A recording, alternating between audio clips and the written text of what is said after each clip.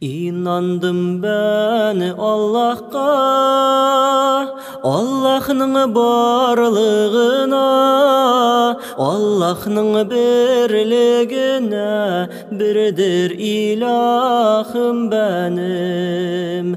Allah'ның birligine, birdir ilahım benim. Bir ilahım özüngsen, her nerseni bar etken, her kimge rizık birgen, birdir ilahım benim.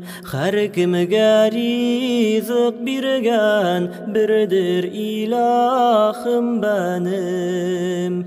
İlahım sözü Kur'an, Peygamberime ingen, bizge ol kitap kilgen, birdir ilahım benim.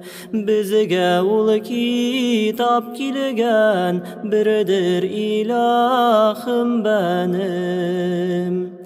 Adem'dir benim atam, Havva'dır benim anam. Milletimdir İbrahim, birdir ilahım benim.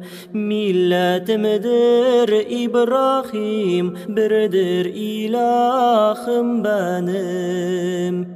Rabbim Allah'dır benim, dinim İslam'dır benim. Kıblam Kabe'dir benim, birdir ilahım benim. Kıblam Kabe'dir benim, birdir ilahım benim. Birdir ilahım benim.